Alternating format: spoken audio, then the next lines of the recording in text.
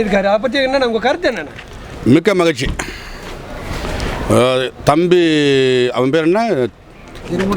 திருப்பூரி காந்தி. அவன் திருமுருகன் காந்தி அவன் பேர். அவன் பேரே கரம வாயில் நுழைய மாட்டேங்குங்க. கால ஒளி எங்கே தான் தெரில. சரி, இது மட்டும் கட் பண்ணிவிடுங்க.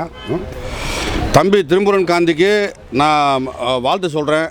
ஏன்னா தம்பி தொடர்ச்சியாக நீங்கள் இப்படிலாம் நாங்கள்லாம் ஈரோட்டுக்கு போகிற பிள்ளைங்க இந்த 2000 பிள்ளைகளும் எங்களுக்கு இன்றைக்கி ஒன்றா வர வச்சு ஒரு பெரிய பிரியாணியை போட வச்சதுக்கு காரணம் திருமுருகன் காந்தி தான். இதை நான் அழுத்தம் பதிவு பண்ணுறேன். ஐயா திருமுருகன் காந்தி இப்படி ஒரு முற்றுகை போராட்டத்தை அறிவிக்கலைன்னு சொன்னால் எங்களுக்கு இந்த மாதிரி பிரியாணி, ஸ்வீட்டு, இந்த மாதிரி வடை, பாயசம், சாப்பாடெலாம் வயிறார அண்ணன் சீமா போட்டாங்க. அது கிடைக்காது. ஐயா திருமுருகன் காந்தி நீங்கள் தொடர்ச்சியாக வாரம் முடிஞ்சோட பண்ணுங்கள். நாங்கள் சாப்பிட்டு போகிறோம். இப்போ அண்ணன் சீமான் அவர்கள் வீடு முற்றுகை போராட்டம் நடத்தியிருக்காங்க. அதை பற்றி உங்களுடைய கருத்து என்னென்னா அது தேவையான? அதாவது திமுக அரசு அவங்களுடைய கையாளாத தனத்தை அவங்களுடைய கிளை அமைப்புகளாக இருக்கக்கூடிய இந்த அமைப்புகள் மூலமாக அடையாளப்படுத்துகிறாங்க. ஏன்னா திமுக வீதியில் இறங்கி பெரியாரை பற்றி பேசினா இன்னும் அண்ணன் நிறையா பேசிடுவார். அதனால் இந்த கிளை அமைப்புகள் அமைச்சு இவங்க இந்த வேலை பார்த்துருக்காங்க. அதாவது உங்களுக்கு எதிர்ப்பு தெரிவிக்கணும்னா கட்சி அலுவலகம் இருக்குது, அங்கே போய் நின்றுக்கலாம். நீங்கள் ஒரு கட்சியின் மாநில தலைவர், அதாவது ஒரு தமிழ் தேசியத்துக்கு இன்றைக்கி முகவரியுமா எங்கள் அண்ணன் மட்டும்தான் இருக்கார். நீ வீட்டு முற்றுகை பண்ணும் அப்படின்னு சொல்லி சாதாரணமாக சொல்லிட்டு போகிறதுன்றதெல்லாம் ஒரு மோசமான நகர்வு. அதுக்கு காவல்துறை முன்னெச்சரிக்கை நீ என்ன பண்ணியிருக்கணும், நாங்கள் மக்களின் பிரச்சனைக்காக போராடும் போது நீ வீட்டுக்கு முன்னாடி ஒரு நாளைக்கு முன்னாடியே அண்ணனை கைது பண்ணியிருக்க. அண்ணன் இருக்கக்கூடிய மண்டபத்தில் அறையில் போய் வீட்டோட அறையிலேருந்து வெளியே வர முடியாத அளவுக்குலாம் கைது பண்ணியிருக்க. நீ என்ன பண்ணியிருக்கணும்னா ஜனநாயகத்தை காப்பாற்றணும்னு நினச்சிருந்தா நீயும் இதே மாதிரி முன்னெச்சரிக்கை நடக்கணும்னு கைது பண்ணியிருக்கணும். இந்த அரசு தான் இந்த மாதிரி செயலை தூண்டுது அப்படின்றதுக்கான அடையாளம். அவன் இன்றைக்கி இந்த தெருவில் போராடுறது இதுலேருந்தே தெரியுது. இந்த அரசுக்கும் இந்த போராட்டத்துக்கும் ஒரு இணக்கமான உறவு இருக்குது அப்படின்றது. சீமான் அவர்களது வீடு முற்றுகையிட்டு போராட்டத்தை திருமுருகன் காந்தி முன்னெடுத்திருக்காங்க. இதுக்காக இப்போ கைதும் பண்ணி முடிச்சிருக்காங்க. இந்த நிகழ்வை எப்படி பார்க்குறீங்க? தேவைன்னு நினைக்கிறீங்க? இது தேவையில்லாத வேலை இல்லை. நாட்டில் எவ்வளோ பிரச்சனை இருக்குது. அண்ணன் ஒன்றும் தவறாக எதுவும் சொல்லலை. அவர் தனியாக பேசலை. அவர் ஐயா பெரியார் அவர்கள் என்ன சொன்னாங்களோ அதை தான் அண்ணன் சொல்லியிருக்காரு. அதை மேல் கூறிட்டு காட்டியிருக்காங்க. இந்த புத்தகத்தில் இந்த இடத்துல இருக்குது. இந்த மாதிரி ஒரு மேடையில் பேசியிருக்காரு. ஐயாவே சொல்லியிருக்காங்க. ஐயா மரியாதை ஐயா பெரியார், தந்தை பெரியார் அவர்கள் சொல்லியிருக்காங்க. இந்த மாதிரி தமிழ் மொழி காட்டு மிராண்டி மொழின்னு சொல்லியிருக்காங்க. அதை தான் அவர் சொல்கிறாரு. அவர் புதுசாக எதுவும் சொல்லலை. புதுசாக சொன்னால் தப்பு. ஐயா அண்ணன் அந்த மாதிரி எந்த வார்த்தையும் அந்த மாதிரி சொல்லலை. சொன்னதுன்னா உங்களுக்கு என்ன பிரச்சனை இருக்குது? சீமான் பார்த்தீங்கன்னா பிஜேபி சைடு போயிட்டாரு. அவங்களுக்காக வேலை செஞ்சுட்டு இருக்காரு.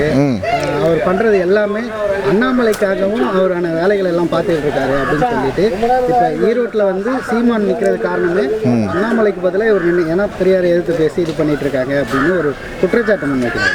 அண்ணன் உங்களுக்கே தெரியும். அண்ணனை பேசுகிற பேச்சுக்கள்லாம் எடுத்து பாருங்கள். காணொலிகள்லாம் நிறைய இருக்குது. அதுக்கு எடுத்து பாருங்கள்.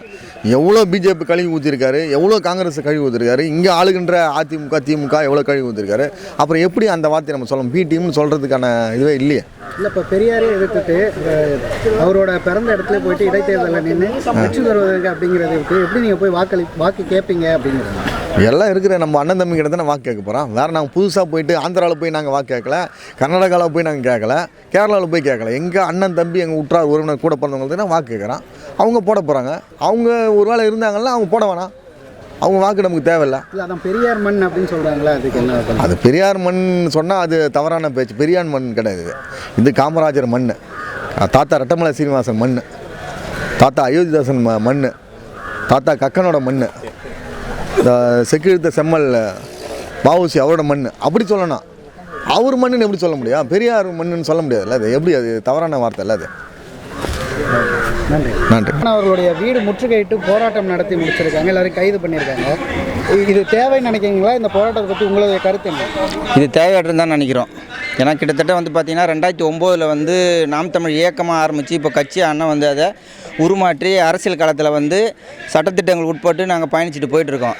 இவ்வளோ நாள் திருமுருகன் காந்தி எங்கே போயிருந்தார்? புரியுதுங்களா? இதே திருமுருகன் காந்தி ஜெனீவாவிலேருந்து இந்தியா வரும்போது அவருக்கு ஏர்போர்ட்டில் நடந்த பிரச்சனைக்கு முதல்ல குரல் கொடுத்தது எங்கள் அண்ணன் செந்தமிழ் சீமான் தான். அப்போ ஆதரவாக பேசுகிறாருன்னா அதனோட நிலைப்பாடு. அவர் மேலே எந்த தப்பும் இல்லை. அப்போ அவரும் நம்ம கூட சக மனிதனாக வாழ்கிற ஒருத்தருக்கு பிரச்சனை வரும்போது அவரை பற்றி அண்ணன் ஆதரவாக குரல் கொடுக்குறாரு. இவ்வளோ நாள் இல்லாத திருமுருகன் காந்தி இன்றைக்கி பெரியார் கூட்டமைப்புகளை மொத்தமாக திரட்டிங்கன்னா அண்ணன் வீட்டாண்ட முற்றுகையிட்டு போராட்டம் நடத்துறதுக்கான நோக்கம் என்னன்னு கேட்டிங்கனாக்கா 2016 தேர்தல் வருது. அவருக்கு இப்போ வெளிப்படையாக சொல்ல போனாக்கா பிழைப்பு இல்லை. அரசியல் காலத்தில் வந்து அவர் ஜீரோவாக நிற்கிறாங்க, இயக்க அரசியல் நடத்திருக்கிறாங்க. அதனால் வந்து வாக்கு அரசியலை நோக்கி நகர்ந்துக்கிற எங்களோட வளர்ச்சி பொறுக்காமல் அண்ணன் வீட்டை முற்றுகையிடணும்னு அவங்க திட்டமிட்டு வந்து இது செயல்படுறாங்க. ஏன் தேவையற்றுன்னு நினைக்கிறீங்க? சீமான் அவர்கள் வந்து பெரியாரை பற்றி பேசினது எல்லாமே ஒரு சர்ச்சையாக இருக்கிறது தவறாக இருக்குன்னு சொல்கிறாங்க. இப்போது சீமான் பேசுனது சர்ச்சையாக இருக்குதுன்றீங்க, எது சர்ச்சைன்னு நினைக்கிறீங்க நீங்கள்? இல்லைப்பா, அவர் பேசின எல்லாமே வந்து இந்த நேரத்துக்கு தேவையற்றதுங்கிற மாதிரி அவங்க பதில் சொல்கிறாங்க. அது மட்டும் இல்லாமல் ஆதாரம் கேட்குறாங்க எப்போவுமே. சரி, இப்போ சீமான் பேசுறதுக்கு ஆதாரம் கேட்குறீங்க. பெரியார் சொன்ன கருத்துக்கள் எல்லாமே உண்மைன்ட்டு தானே அவர் இவ்வளோ நாள் தூக்கி பிடிச்சி கொண்டாடணும். பெண்ணிய விடுதலை வேணும்னு அவர் போராடினீங்க.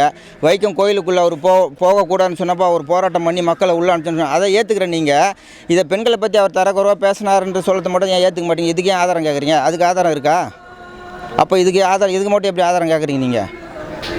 அண்ணன் வந்து பார்த்தீங்கன்னாக்கா ஆதாரம் இல்லாமல் எதுவும் பேச மாட்டாங்க, எல்லா தரவுகளையும் வச்சுன்னு தான் பேசுகிறாங்க. ஆதாரம் தரோம், அதை நீங்கள் ஏற்றுக்க மாட்டீங்க.